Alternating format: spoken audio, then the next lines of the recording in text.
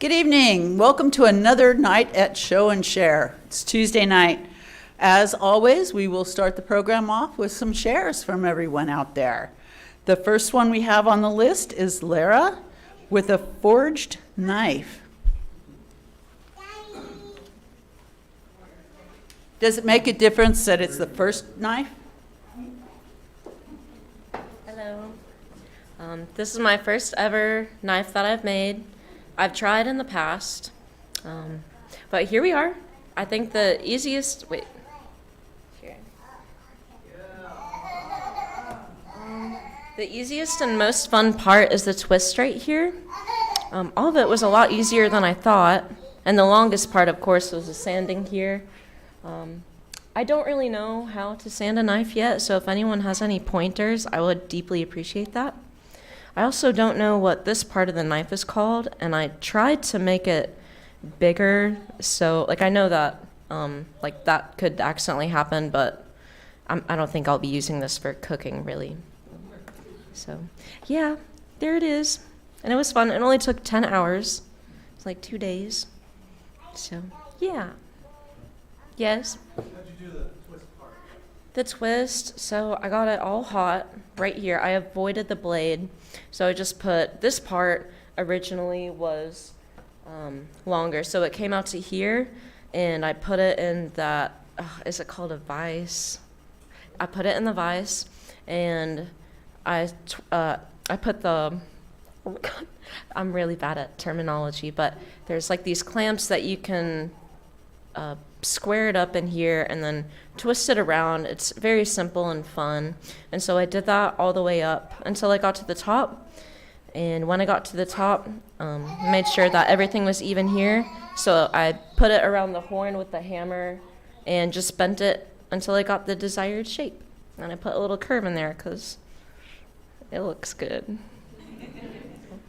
Thank you.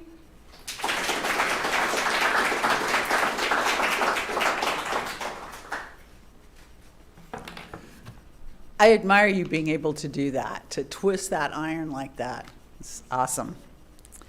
Next up, we have Karen, but as just a little bit before that, I'd like to talk about the sublimation printer.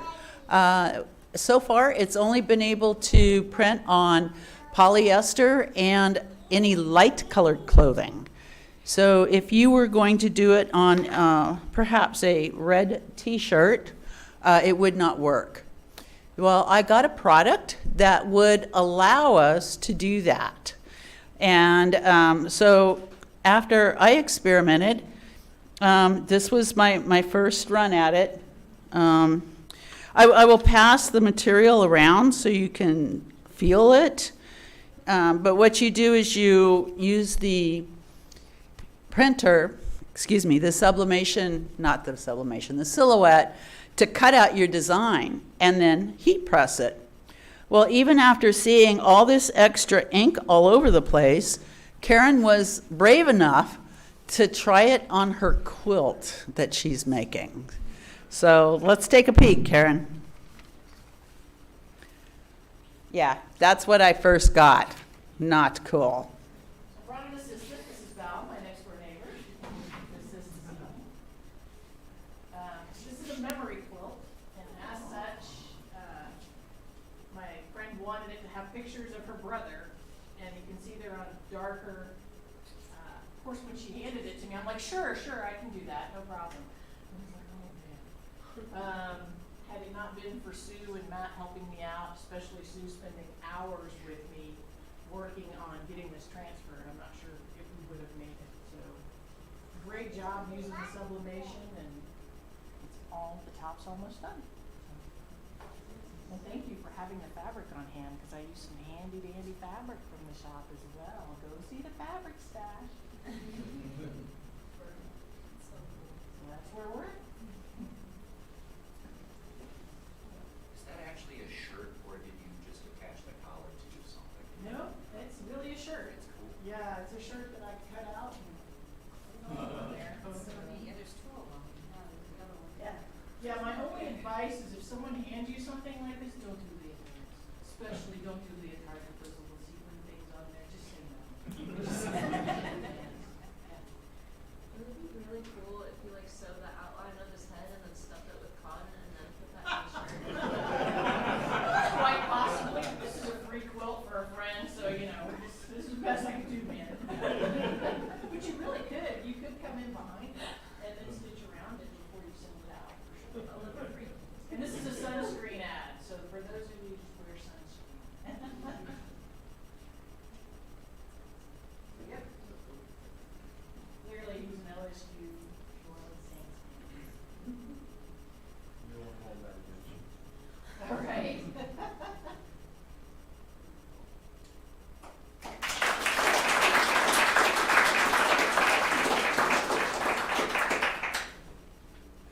Well, I think fiber's going to be on a roll tonight. Next up is Amy.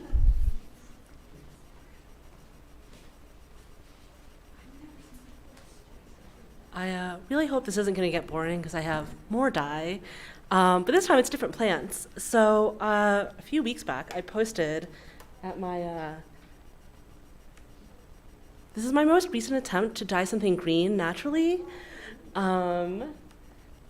It's not.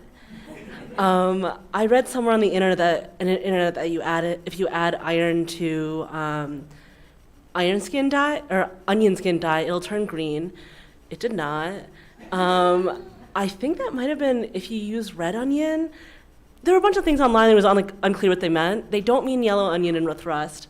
That did not work, but it's a really beautiful mustard, so I'm not going to complain about it. It's just not what I was trying to do. But when I posted about it, Neil gave me some really good advice, and also mentioned he has logwood, not as in like wood from logs, but wood from a tree that is called logwood. That it's been used for a really long time as a dye stuff. I think he said that it used to have like plantations full of it. It was like such a popular dye. So the next time he turned something with it, he gave me almost 200 grams of the shavings from it. And it's so potent that they say to get like a nice medium purple, you only need 10 or 15% by weight. So I only used 25 grams just to get it really dark for 100 grams of yarn. It looks a little too shadowy on here, but like, yeah. So it's a really deep violet, which I'm really happy with. I was surprised at how effectively and potently it got it dark, because walnut's been the only thing that's been this good at getting something this dark, and it didn't stain my hands this time. So I absolutely would recommend. But it says it's so potent that you can re-soak the same wood and still get lighter shades of purple, which I did. Since the first dye bath was so potent, I actually just there was a lot of pigment still left after I dyed this dark one, so I just re-soaked the wood in the same dye bath just to consolidate all of that pigment. And I'm surprised at how gray it looks. It doesn't not look purple, but like unless you're looking carefully, it looks pretty gray. But yeah, I've also dyed a little bit more, which I used to make a hat for Neil, which I guess isn't advertised to give me dye stuffs. But yeah, I made a hat with this yarn, or some of this yarn, and I am working on a scarf now, which I guess kind of pivots into an ad for the knitting class that is happening on Saturday morning at 9 a.m. that I'm teaching. So if you want to learn how to knit like a hat or a scarf, come to the knitting class. That's it. Oh, question. So what's the plan for green now? What's the next plan? I think my plan is to leave it be before I get frustrated and maybe come back to it later when I have a better idea. Other questions? Cool, thanks.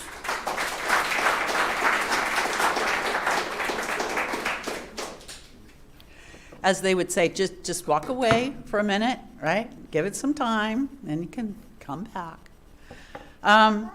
So enough of fiber. Let's go ahead and move over into some chess pieces. Toby?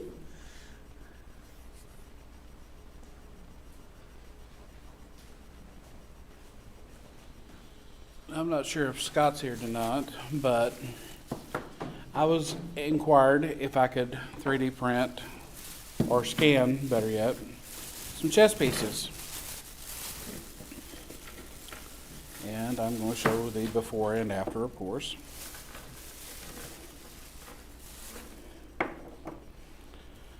So the before chess pieces are basically, there's one, and the other one is a queen as well. And so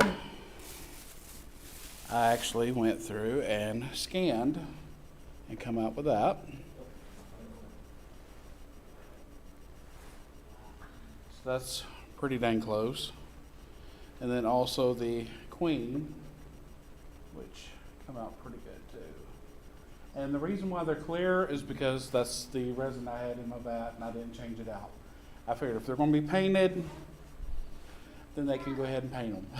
So that actually turned out as a good project. I screwed up and I overscanned and underdelivered, so therefore my computer choked while it was scanning because that one, I don't know, rook or whatever chess piece that is, that was 19 million polygons after I scanned it, so it did take a while. But I was also goofing off, and I went ahead and printed some other objects too, because I was just goofing off. I printed a couple resin rings, and these all actually have the Knox Makers logo on them as well. So I figured with this right here, I heard that you could go ahead and make conductive ink and electroplate. So my next project is to try it and electroplate those rings, maybe in nickel or something like that, so that way they'll look like they're jewelry, even though they're not. But it'll be my first time electroplating anything other than when I worked in a factory and we chrome plated chair desks. And that was 35 years ago. So, any questions? That's it.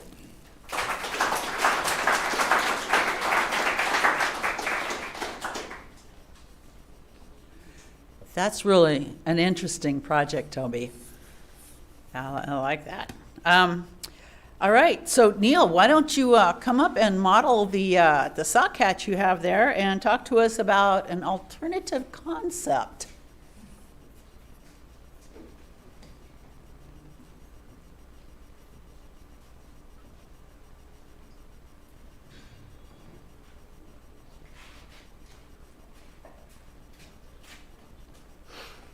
I love it. Wood, 1,001 uses, now 1,002.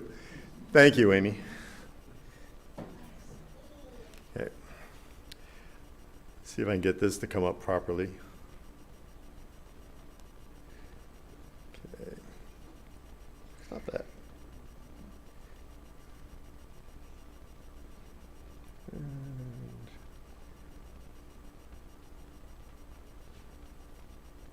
Okay, I think I got it this time. When Karen and I bought our current house, one of the first things we did was get rid of all the carpets. When you have 5 cats, carpet is not a good idea. And we wanted wood.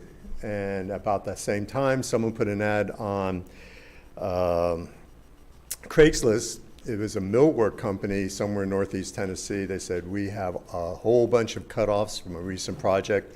We're selling it at a pallet load price. And I was thinking, this is good. It was red oak, and a lot of the work was already done on it. So I went up there, and sure enough, I came back with, let's see how well, where's my pallet? Came back with a pallet full of wood. And all the beautiful, fairly clear red oak. And I had an hour before I had to get the truck back to U-Haul. So I got it out of the truck as fast as I could. Came back, took another 3 hours to sort it out, get it into my workshop. This is our previous house. It's not the one we currently have, where this floor went down. And then the next step with the wood was to cut it into 2-inch strips, 2-inch wide strips, long strips. And then I made a sled here with 3 different stops on it so that I could make the pieces for a parquet wood flooring. Now, parquet wood flooring is like almost putting together a puzzle of a sort. I made them in 2x2, 2x4, and 2x12 pieces. And as I cut out each piece, I dropped it into a bin depending on its size. And the beautiful thing about this wood, it was fairly clear, only a few defects. So when I did come up on a defect, I was able to cut it out and then continue on with the next sizes and so forth. Stacked it all up, divided it out, and then came the next fun. There were a little over 10,000 pieces that went into this floor, and each one of them was glued and put down one at a time. ran the first course up the, from the living room into the dining room, and then filled in each room. And when it was all filled in, we had the floor.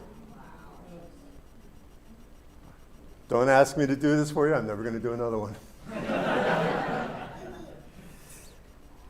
So one of the things that came out of this, because as I started cutting out all of those weird pieces, or the pieces that had defects in them, I threw them in a box, and you can see they have knot holes and cracks and so forth. And something about it, well, when you're a woodworker, you almost never part with your scrap. It's a sickness, it really is. And so I saved all of these pieces, saying to myself, someday I'm going to do something with that. I mean, how many people here, whatever your craft is, do you come across something at some point, either it's a quantity of them or whatever, and you can't throw it away, you can't part with it, and you say to yourself, I'm going to do something with this someday? Show of hands. Yes, thank you. I'm not alone.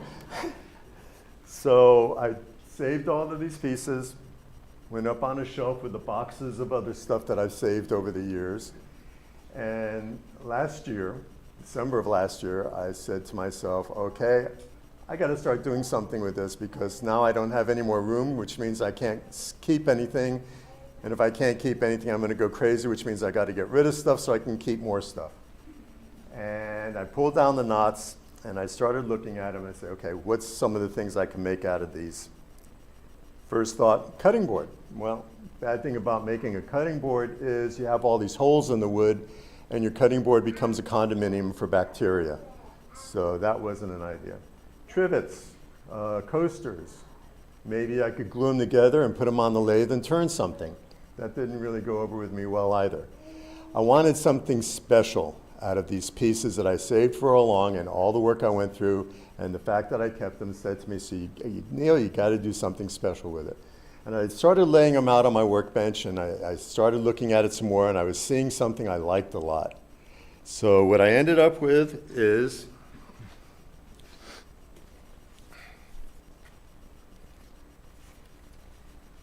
an interesting board. And I like it. Oh, sorry, microphone. I like it a lot. I think it came out pretty good. Stop it.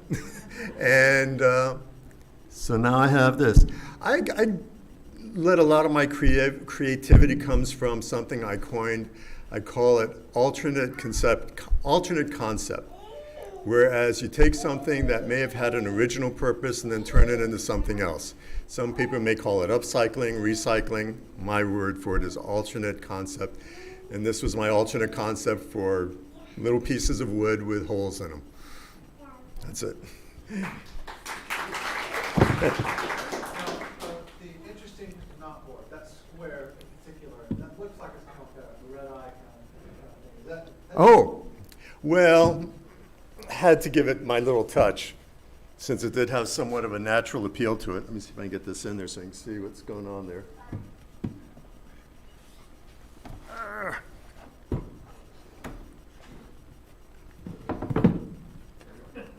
There it is.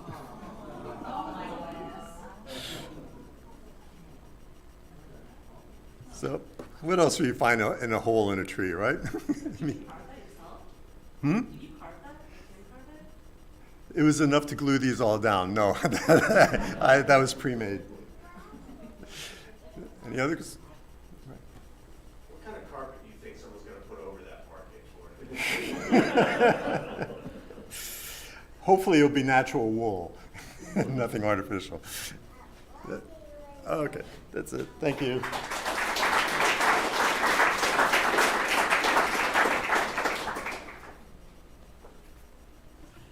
That's really beautiful, Neil. So now it looks like we're going to continue with some woodworking. And we have Brian next with a plane.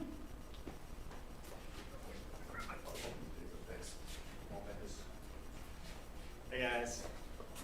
Come here, babe.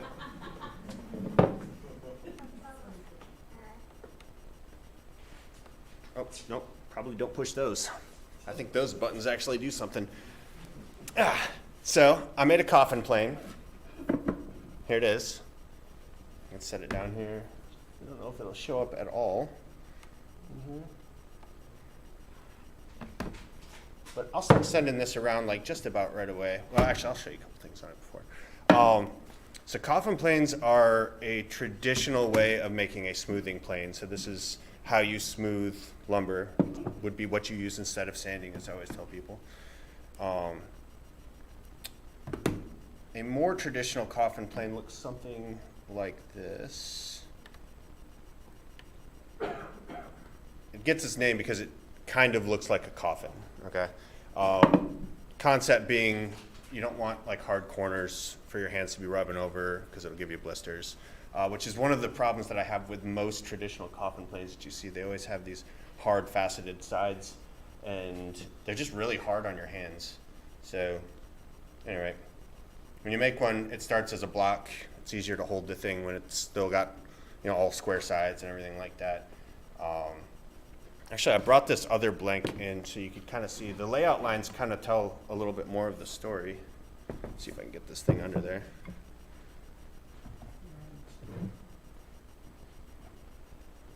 Can't really orient this in any other way. So in this orientation, we're looking at the side of the plane, and this is basically the layout lines that I used to actually dive that hole down through the center. You want down? Okay. Go get them, babies. All right, don't play with that. That looks expensive. Okay, nope, we're definitely staying up. Okay. So this one right here, this is the obvious one. This is the bed angle. So right there. This is what the actual iron sits on. This one right here is what makes up the throat. So the part up here where you can get your fingers in there and pull chips out of it. This one right here. Okay. This one right here is what's called the abutment line. So between the wedge, between the iron, you need that held in. Okay, no.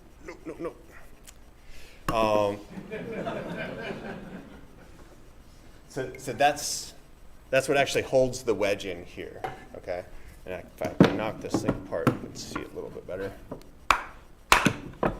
What's cool about these, if you knock them on the front, they all just completely come apart. If I throw this back in here, you can kind of see that. So that's notched in just like that. And everything is tapered all the way down to the mouth opening down here. So, you know, ideally no chips go in there and get jammed up. And then the last one that most people don't think about is this one right here, which comes down here and forms just a somewhat different angle with the mouth line there. And that one's really important. It's called the wear line. What do you got, baby? That looks important also. I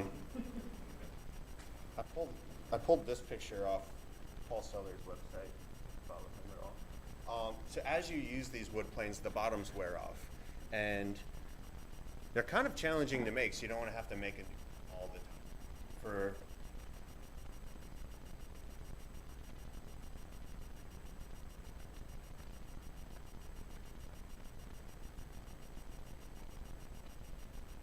about 1/1000th of an inch, so you want the opening to be 3/1000th of an inch, so really, really small. But as that bottom wears off, the opening gets larger and larger and larger. And so by incorporating this wear line here, which forms a much smaller angle than the mouth opening here, it essentially wears slower. So that's in there. And then from the top, this will actually pick up at all. Not at all. Anyways, I'll pass it around so you can take a look at it. And then the last thing is the wedge itself is kind of interesting. This doesn't show up at all. I'll just send it around so you can take a look at it. But it's I think that's fine. Probably fine. Don't worry about it. Some people's children. It's kind of a complicated shape, but the whole idea is basically just to hold that iron in and not jam up chips as it's going over it. I made this whole thing out of Purple Heart. It's only got just like a wax finish on it. Always,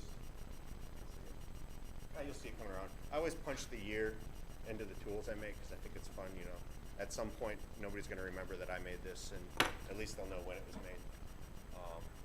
Yeah, and then the last thing I want to show you is this newfangled iron that I didn't make this, I bought this.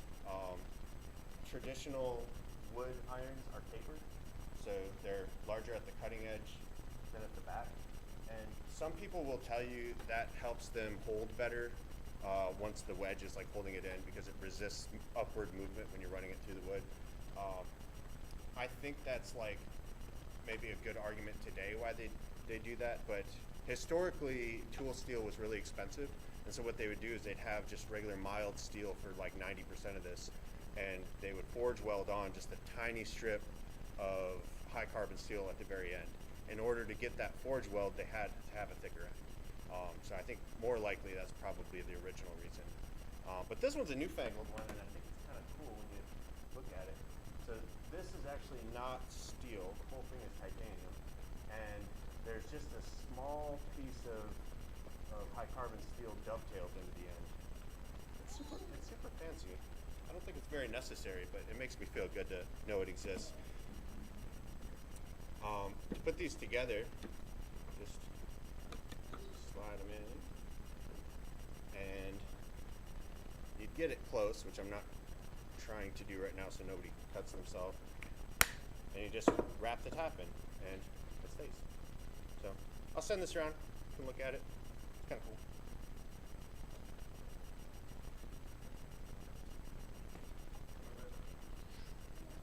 And just in case anyone gets smart about it, that is extremely sharp, the iron in there, so please don't try to test it in any way, shape. Baba? And above that. Yeah. Baba? Oh. So ideally, actually, I didn't even talk about this. Okay, I will get it. Who's that? That's actually right, yeah. So ideally you want something that is extremely dense, has low movement, and is naturally oily, so it'll actually self-lubricate itself. When you make one of these planes, the orientation of the grain is really important. That's got wax on it still. If you look at the end grain across it, you'll see that the piece is quarter sawn. So ideally you want it to expand and contract height-wise, but not width-wise. Also, if you look along the length of it, you want all the grain to run top to bottom so that as you're running, it's basically, I always talk about grain direction in my classes. You're incorporating like the correct grain direction into the movement of the plane. So it's actually really difficult to get blanks to cut these things out of because you need a very large blank in order to get like, the perfect orientation of everything. So you'll see that in that. You know, like I said, the thing is waxed, but it's just naturally oily too, so it's just kind of like lovely to use. Any other questions? Yeah. Not all that much longer than a standard steel body plane. You have to mallet set it. It's maybe slightly more difficult, but it doesn't really slow you down. Cool. Thanks.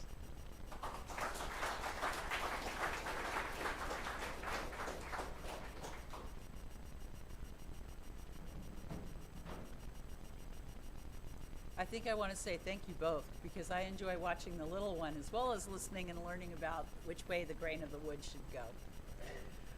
Up next, we have a filter with PCB Bob.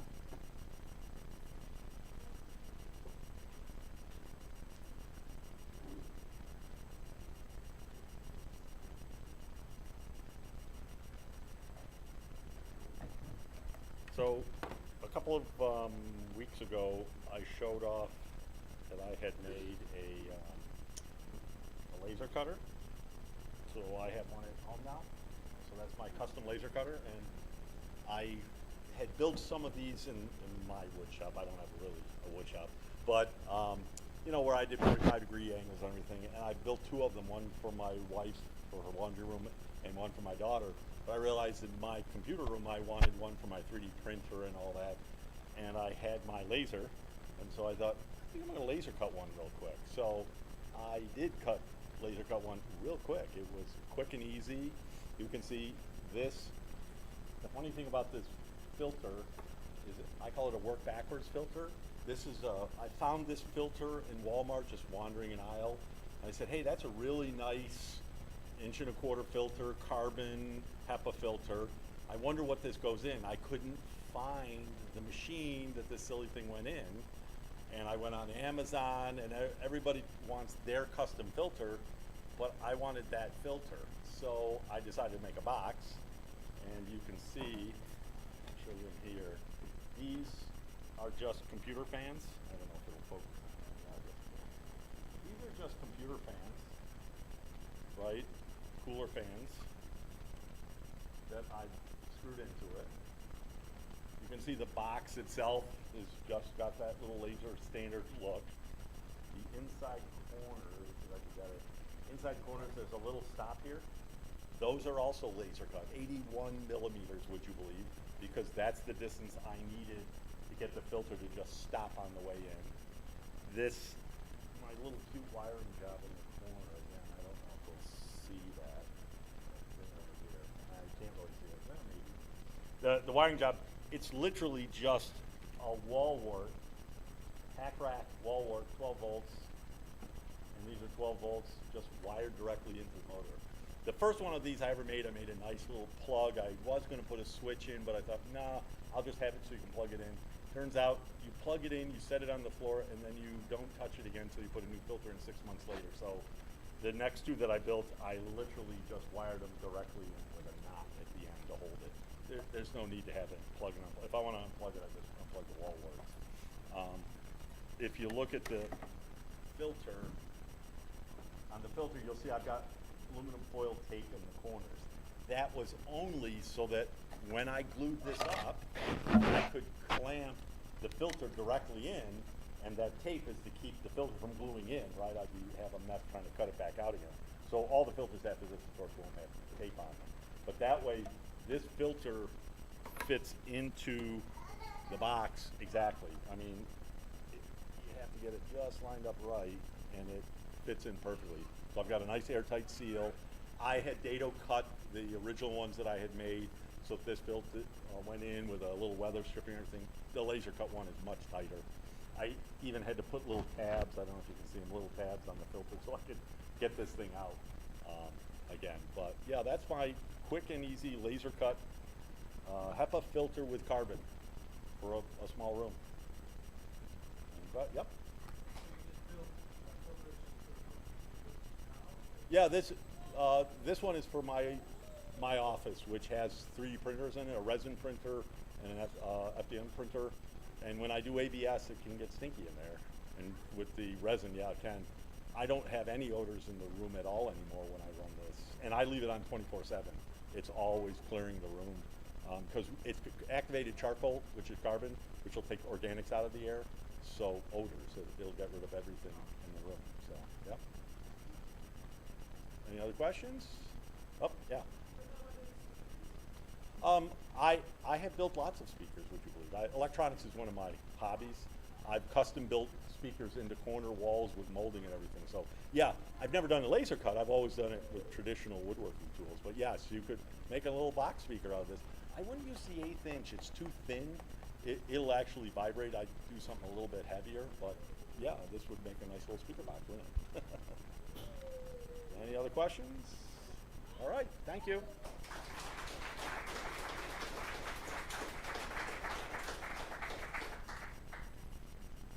I love the sustainability factor of your box, right? Recycling old computers and yeah.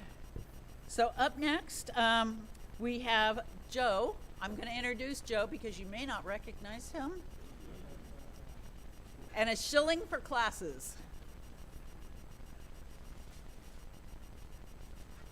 Hello, everybody. I did not use logwood, before anyone asks. Might try it next time. No, really, tonight I just wanted to mention about some classes that are coming up and sort of plug them. Next week on Wednesday we're going to have a TIG class. It hasn't been offered in a little bit, so come on out if you've already taken the intro, still interested in progressing down that road. We're going to have another intro to metalworking class next Saturday too. But the big one that I wanted to mention was on Valentine's Day.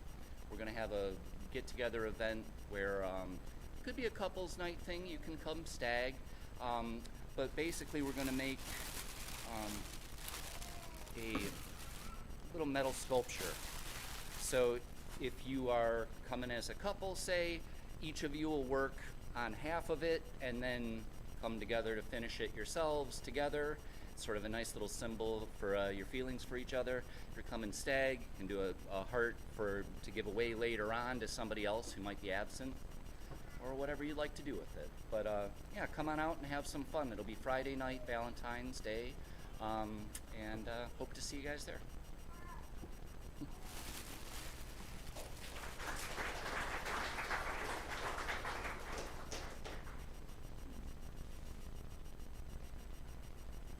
That looks really cool.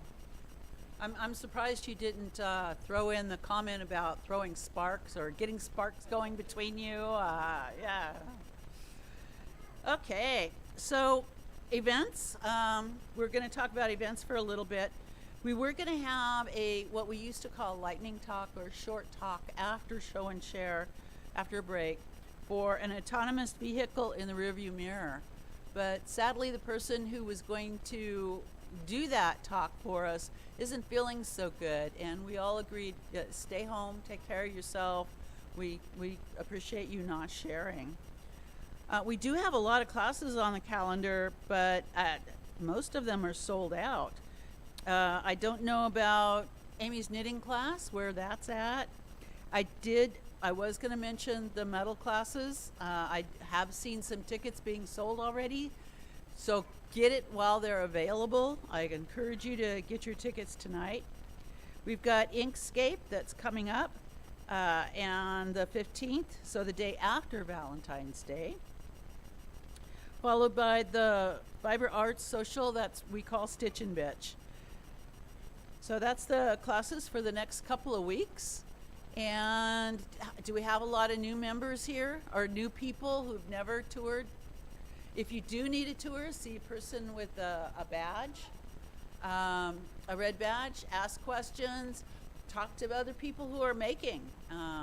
Talk to any of us who presented, especially if you have more questions. I'm sure they'll love to tell you more about their projects. And without any further ado, let's go out and make some stuff. Thank you.